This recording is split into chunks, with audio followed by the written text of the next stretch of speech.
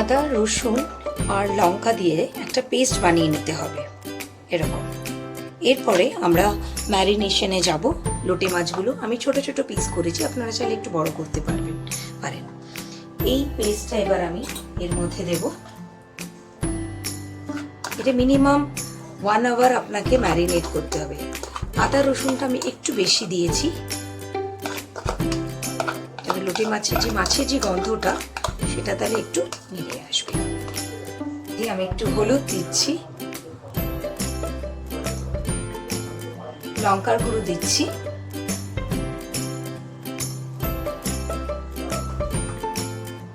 এর মধ্যে একটু স্পাইসি করার জন্য আমি একটু পেপার দিচ্ছি। এটা অপশনাল, আপনি দিতেও পারেন নাও দিতে পারেন।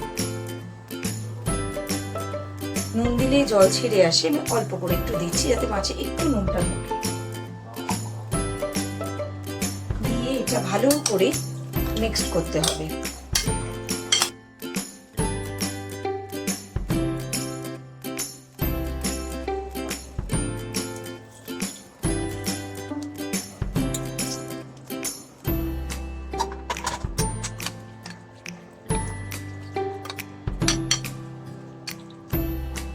এটা ম্যারিনেশন করতে হবে মিনিমাম 1 আওয়ার। 1 আওয়ারের বেশি রাখলেও অসুবিধা নেই, খেতে ভালো লাগবে। এর মধ্যে আরেকবার আমি বলে দিই ম্যারিনেশনে আমি কি দিয়েছি। হলুদ গুঁড়ো দিয়েছি 1 টিস্পুন, আপনার আদা রসুন paste, ginger garlic paste with 2 লঙ্কা মানে 2 চিলি দিয়ে 3 টিস্পুন, চিলি পাউডার দিয়েছি 1 টিস্পুন, আর পেপার দিয়েছি 1/2 টিস্পুন, আর 1 টিস্পুন আমি লেমন জুস দিয়েছি, আর খুব অল্প মানে 1/2 টিস্পুনের থেকেও কম একটু নুন দিয়েছি যাতে মাছটা যায়। এটা খুব ভালো করে মিক্স করতে হবে। 1 আওয়ার হয়, সেটা আপনি বাইরেও রাখতে পারেন, অসুবিধা নেই।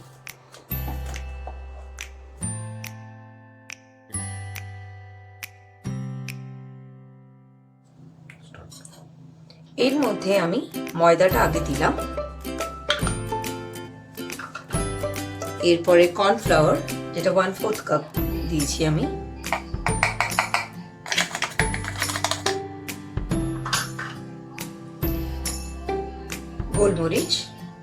গোলমরিচ আপনি যদি চান আরেকটু দিতে পারেন, এটা একটুখানি যাতে একটু ঝাল ঝাল ফ্লেভারটা আসে সেজন্য। চাট মশলা,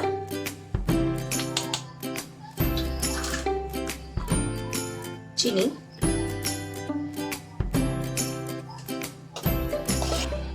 এর মধ্যে একটু সল্ট দিয়ে দিচ্ছি অ্যাজ পার ইউর টেস্ট, আর এটার মধ্যে আমি ডিমটা দেবো।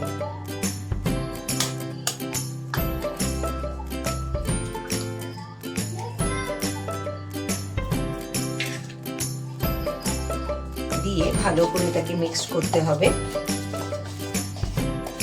ডিমটা দিয়ে।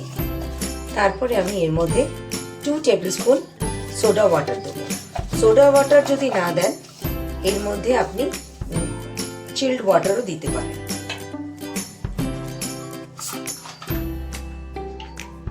আমি এখানে বেকিং সোডা অ্যাড করলাম না।